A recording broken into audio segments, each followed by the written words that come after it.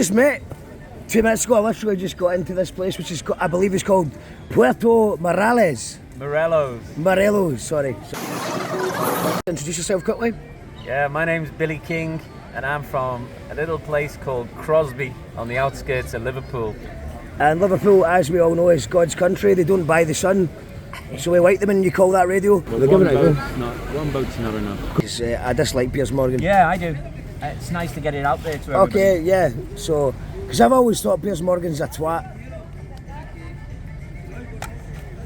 But you're actually got evidence of him being a twat. I can prove everything that I say to you. Everything. Okay.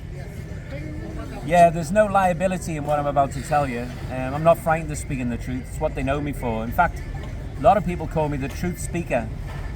I used to seek the truth and I used to speak it. There's no conspiracies involved in what I say. I don't tell lies. If I tell a lie, I feel guilty the next day. When I was in London, obviously to get by and to survive, you'll do whatever work needs to be done to survive. You'll sell tacos on the street corner in Mexico if you need to survive. That's the way life is. And in London, when I was in London, to survive, I worked for a taxi company, a well-known private taxi company based in Wandsworth. And they used to give me all the good jobs because William had the gift of the gab and he could talk to anybody and make people feel comfortable and happy. Cut a long story short, I picked up a man and his wife from Wandsworth. Was roughly 1989, I would say. And as soon as he got in the car, I recognized him straight away because I'd studied and I'd been looking at all the pop showbiz for a long, long time. And it was him, it was Piers Morgan. And he was sitting in the back of my taxi and they were going to a private function. And he was working for the Bazaar column at the time in the Sun newspaper. And he started chatting to me, oh, you're a long way from home, what are you doing here in London, blah, blah, blah. You're scouse, blah, blah, blah. He was trying to make fun, jokes, like he does, but I didn't find him funny. And his wife was a lovely woman. And I remember like it was yesterday, because she was pregnant. And she was a lovely, sweet woman.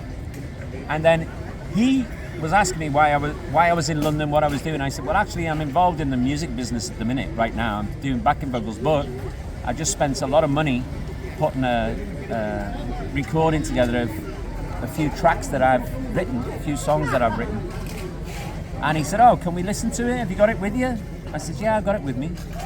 So I stuck it on the car stereo for him to listen to. And he listened to it and he said to me, that's pretty good, that. He said, what are you going to do with it? I said, well, I haven't made my mind up yet. I said, this is the master tape. I've only just finished recording it in the studio. And he said to me, well, if you want, you can give it to me and I'll let the right people listen to it. And, you know, it could lead to something. And I said, well, I don't want to lose the master tape. And he said, no. I'll make sure you get the master tape back. You know where I live. Just let's take it from there and see how it goes. Gave me his number, gave me all his details. Took my master tape, told me that if I didn't hear anything from him in a couple of weeks, to go knocking on the door.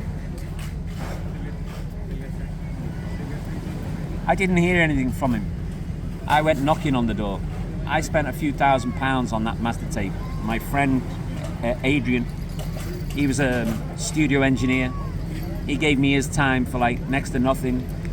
Worked out I spent about, I don't know, £3,000. Back then in the 80s was a lot of money to me.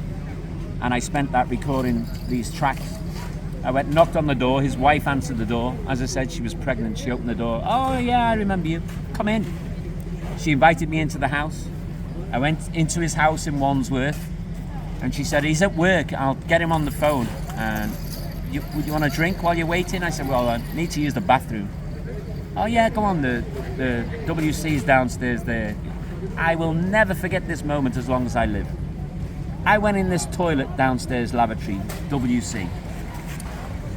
And inside this toilet, when you close the door, is just one WC for you to do a number 1 or 2, and a sink to wash your hands.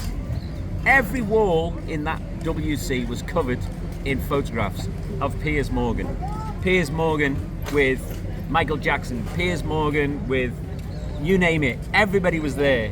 It was like it's like the biggest narcissistic thing you could ever do in your life is put yourself and all these celebrities. I felt so uncomfortable taking a pee in this toilet. I walked out of there and I was like, I was in disbelief. I was like, nobody's going to believe me. Nobody's going to believe me. I walked down.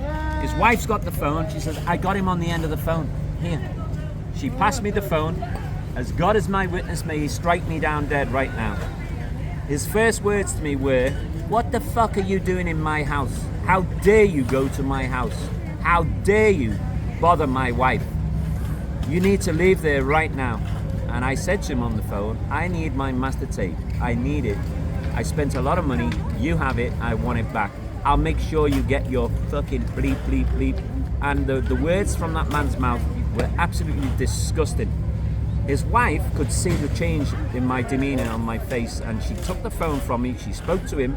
She put the phone down and she said to me, I'm really, really sorry for the way he's just spoken to you. He must be having a really bad day.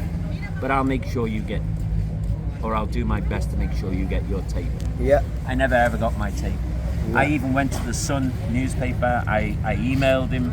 I bothered him for about 6 months, and he kept telling me, you keep bothering me, I'm going to take a lawsuit out against you. And in the end, I gave up. That's the Piers Morgan I remember, and that's the truth. Fucking it. Wow. Yeah, that's the fucking truth. Yeah. Piers Morgan's a cunt, and it's official.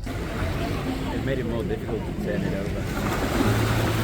You need a rope on the front and a rope on the back. You need a boat that way and that way. Okay. I wish I'd have known they were going to do that. I could have spoke to that girl that you see me speaking to. I would have. Is that why she was looking sad earlier on? Yeah, because she's got a snorkel boat and she takes them out to the reef to snorkel. Yeah. She takes them out to the reef snorkeling. So it's their livelihood, it's their income. Yeah. And she's not been able to do anything, or they've not been able to do anything. Okay, well. This is an amazing vitamin. I've never even heard of it. Called bromine, but it's good when it's bromine. But at the moment, it's not bromine. Can I smell it? Oh, here, I think this Liverpool guy's put some alcohol in there. There's a little bit of Jameson whiskey.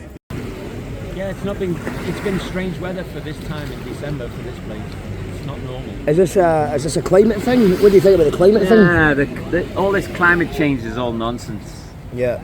It's all nonsense. But the climate has changed, you're saying? Well, the climate has changed, but, you know, there's other reasons why climate can change, not just like what they're trying to make out for the reasons being climate change. I mean, if we go that deep and we start talking about things like that, you can manipulate the weather and change the weather. You call that Mexico, Mexico, Mexico. They talk that Spanish flow, Spanish flow, Spanish flow. Tequila every night, every night, every night.